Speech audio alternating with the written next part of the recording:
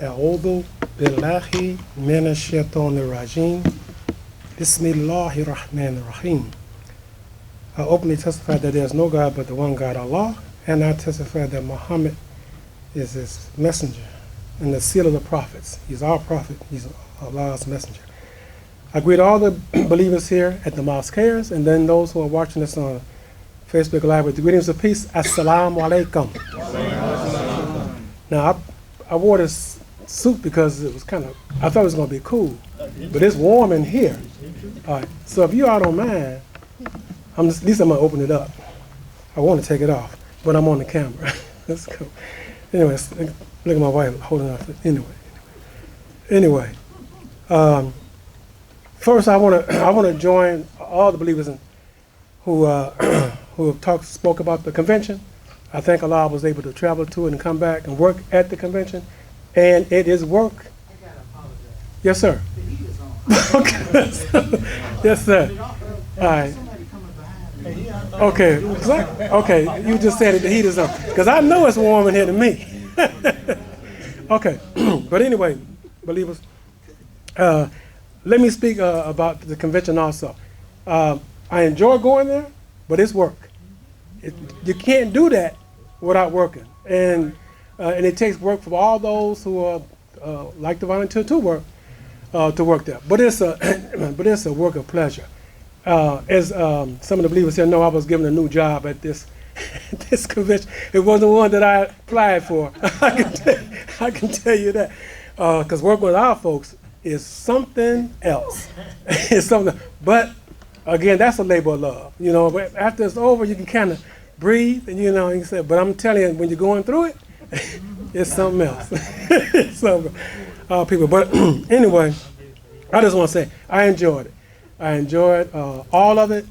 I met some believers that I was speaking to, and they hear me on the lifeline. I had never seen them, but I put the face to the voice.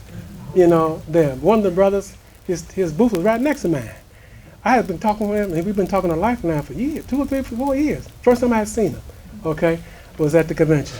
And it's like a homecoming. I don't know for y'all, but it's like a homecoming to me, or like a family reunion. You can look at it like that too. I really enjoyed it. Enjoyed the dinner with the sisters. I don't want to take all my time talking about it, but I'm just telling you, I had a fantastic time at the convention, a wonderful time.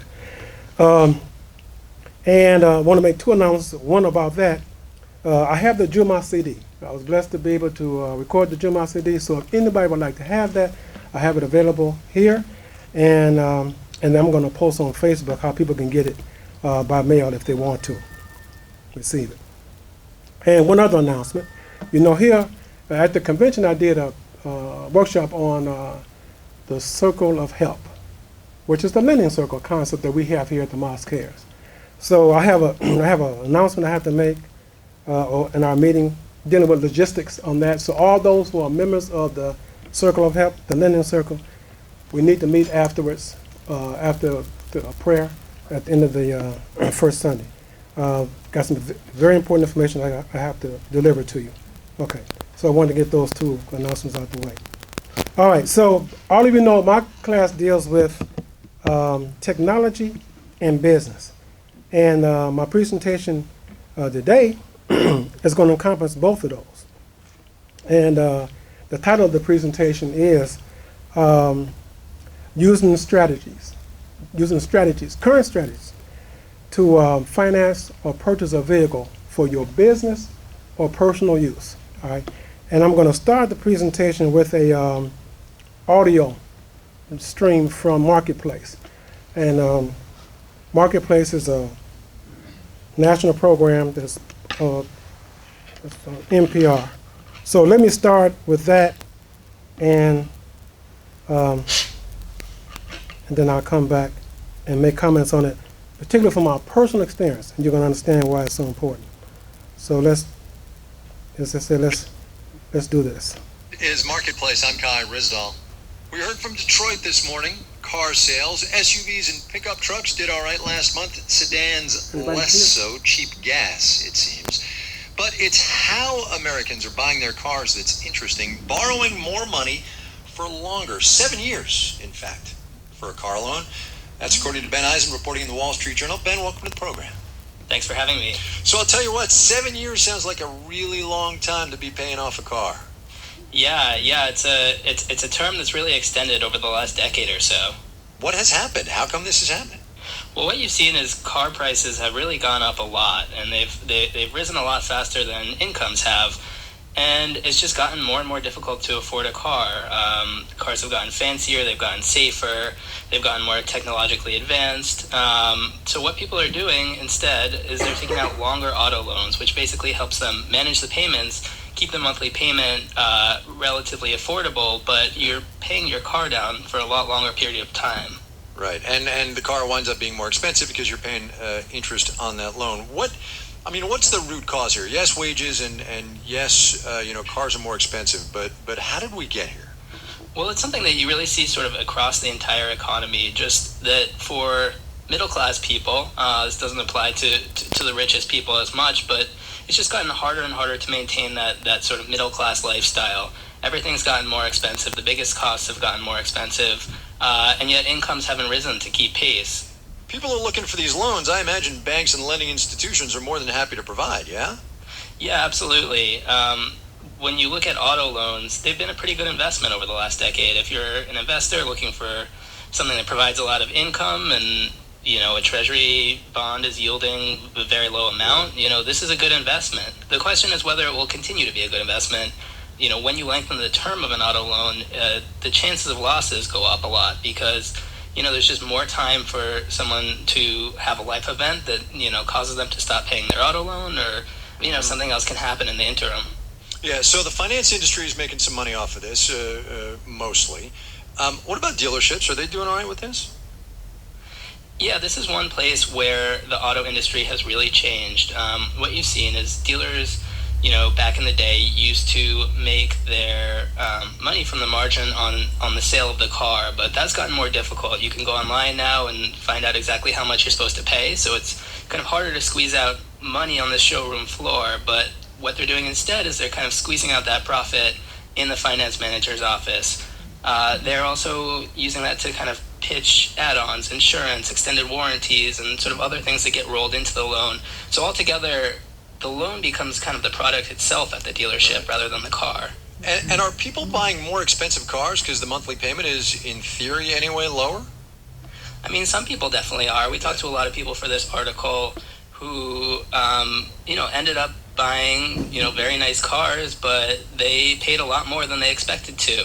They looked at the monthly payment, and that sort of allowed them to kind of budget out, kind of create a heuristic for themselves of what they could afford on a monthly basis, but then looking at it over a much longer period of time, they end up paying a lot more than they thought they would. Ben Eisen, he covers banking at the Wall Street Journal. Ben, thanks a lot. Thanks for having me. This is Marketplace. I'm Con. Okay. I didn't tell you all to take notes, but I hope you heard a couple of things that I want to now talk about and then bring in the personal experience. As I said, business and technology. When you're looking for a vehicle now, and let me tell you from my personal experience, and this is going to really bring it home. Okay, I got 21 minutes. If you're looking for a vehicle now for your personal or business use the internet. Do not go to the dealer before you use the internet. Use the internet. Why? Because the prices they put on the internet is a price out there for everybody to see. All right? Everybody can see that. And that's really important. The vehicle that I have out there now, that's what we did. That's what I did. Went on the internet and started looking for the vehicle. But also, I knew exactly what I wanted. I knew what color I wanted. I knew what options I wanted to have in it. I knew what the inside needed, because I'm using my vehicle for rideshare, use for work, right? So I knew exactly what I want. If you can have all these things in place, you're in a much better position when you go look for a vehicle. And the internet equalizes it. It really does. It equalizes and helps you in your negotiation when you're going. Actually, when you're going to the dealer, it's no negotiation. Okay. But let me tell you what this dealer tried to do. Also, if at all possible, get your financing before you go to the dealer. All right? Go get your financing. That's what I did. I applied online. I didn't even apply online. I was on the phone. and apply for my loan. Got approved like that. You know why? Because I had just paid off the car with the same bank that I had. I had the car. We paid it because the car was total. The insurance company paid it off. I only had a year and a half left on it, which means I had paid on it for about 3.5 years. The bank, they knew that was a good risk, so they approved the loan just like that, $50,000 on the phone. I didn't go and fill out no paper. I didn't do any of that. Okay, all it was on the phone. All I did was go in the bank. We went in the bank, took care of some paperwork in the bank. I didn't have to bring no income information proof. They had none of that. And they gave us a $50,000 check. My wife gave us a $50,000 check. But when they called the dealer, to let the dealer know what he had to do, and they called the finance manager. Remember, they talked about the finance person? They called the finance manager the dealer. That's who deals with it, the dealer. He's going to tell them, you need to wire us the money. Wire us the money. So the person at the bank said, what? They did with checking, and this is the 4th largest bank in the United States. Okay, U.S. bank. Wired you the money. I went home, my wife and I went home with the check, because my wife was going to give them the check back and said, you got to wire. She said, no, you just hold on to that. So we went home. And we came back to the bank the next day. But when I called them, I called the dealership. And so the guy's finance manager, we might be able to give you a better deal on that loan if you. I said, oh, no. Now, one thing I do know about is ethics. I've already made my deal. I got my check in my hand. I'm not doing nothing. You want to sell the car? If not, I'll go look somewhere else. Okay. So I told him, nope, I'm not doing that. I'm not doing that. All right. So I said, you either want to sell the car, you either don't want to sell the car. Okay, well, we'll get back to you. I said, okay. So I went back to the bank the next day for them to call down to the dealership. Now, the car, I had to go to Bloomington, Illinois. That's where the car was. Okay. That's why I say you look online, because I looked at several places. There was one I saw in, not Flint, Michigan. What was it? It was somewhere in Michigan. It was similar, but it had a little more miles. It had 45,000 miles. But it was fairly good. I was going to get it. I was figuring out how I can try to get to, it wasn't Flint. Maybe it was Flint. I don't think it was, though. I'm almost at Battle Creek. But anyway, it was in Michigan, where the car was. But as it happens, they sold the car. I went back to check, and they had sold the car. So I kept looking online again and found this one in Bloomington. No, everything I wanted. Everything I wanted in that vehicle, that was there. All right. So, go back to the bank. My wife and I, we didn't make arrangements to go down to Bloomington on Amtrak. We had to cancel those. And the good thing is we did all this on the internet. So we're back and sitting in the bank. The lady calls back down there. Asks to speak with the finance manager. He don't come to the phone. He don't return the call. So my wife, she just got on her phone, and she said she went pulled the dealer, and she looked at the staff. She found out what the finance manager looked like. But then she saw the other staff. And I looked at her phone and I said, I saw the new car sales manager. His picture was there, his phone number was there. Allah bless me and said, okay. I called him. I said, I introduced myself. I said, I have a $50,000 check for that vehicle. I said, is that vehicle for sale? Do y'all want to sell that vehicle? He said, yeah.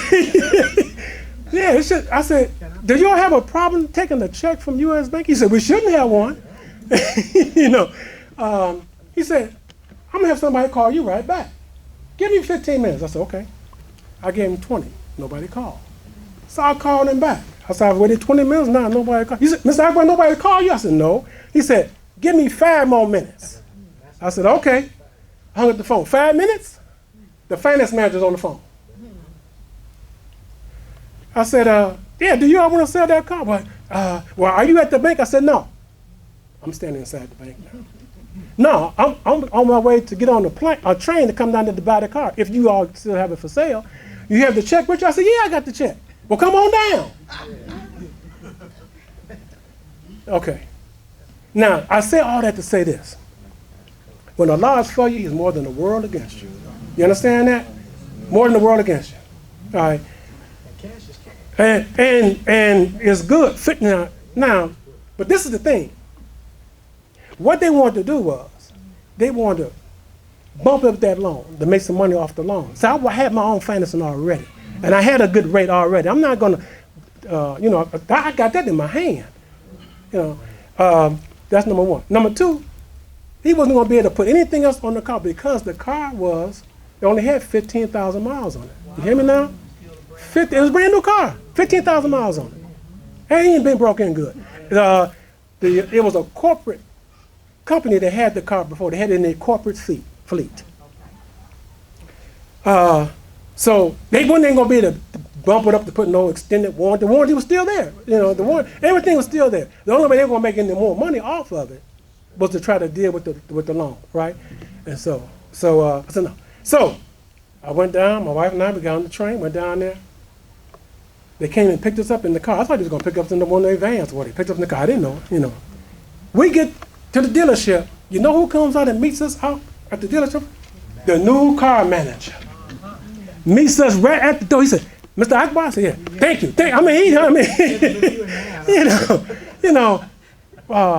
Because look, I didn't have to come from Chicago to come down there to buy a car, and he gets points for selling cars, So the finance manager never talked to us, never spoke to us. We saw him. He was my wife would tell you, didn't say anything to us, as if I cared. I could care less, So the person they had to take care of us, took care of us, and then the guy who did the paperwork, he acted like he didn't want to do it. He was put in a position that, okay, you go in and take care of them people. But he acted like he didn't want to do it. He probably didn't. But the last thing was, I looked at the gas hand and I said it was 3/4 low. I said, y'all gonna fill up the gas? He said, no, we don't fill up the gas. I said, okay, no problem. Let's get my paperwork, let me get up out here with my car. Sign off everything, went around at the gas station right across the street, filled it with the gas, and drove back to Chicago. And haven't had a minute's problem out of the car. It's like, we just put tires on it. I know the tires that were on it were not the tires that was on it when they got it. I know it wasn't because it only had 15,000 miles on it. Okay? And I know them tires that was on that vehicle. My wife would tell me I bumped into a curb or whatever and busted the side of the tire. And so I had to put some tires on it. I was going to put some on it anyway. So I say this to you, that experience. I want to give you all that experience so you understand. Number one, whether you're using it for your business or personal. One thing is, and you don't never know when you're going to need a car. I didn't know I was going to need a car. Somebody tore my car out, I still had 1.5 years to pay on that car. But use the internet. Use the internet and do your search. And get your financing before you go to the dealer. Okay? Now, y'all going to ask questions. Before y'all ask questions, we're going to give y'all the mic. Because what happens is, and people have complained, unless I repeat your question, they don't know. Okay, so if you can just hold it till I get you the mic. Hold your hand up. We're going to get you the mic. And then please speak into the mic, okay? You next, sister. Just hold on a second. Yes, ma'am. What do you want? Make sure it's on. Yeah, push it up. Just, it's on. Okay, what do you want? We did a search, Bashir Rockman did a search in the early 2000s on the internet. CarMax, I believe. The vehicle, he wanted a Lincoln Navigator. And so we went to Michigan. We walked in, we African Americans. Bashir's not GQ, so he's a rugged look. And he gave the young man, he told him what he was looking for, what he came for. He gave him his driver's license. And I looked at Bashir and I kind of weeped. I said, when he run your titanium credit, it's going to be some kind of different. He gave him the vehicle, we test drove it. It was just him and I. We test drove the Lincoln Navigator, came back,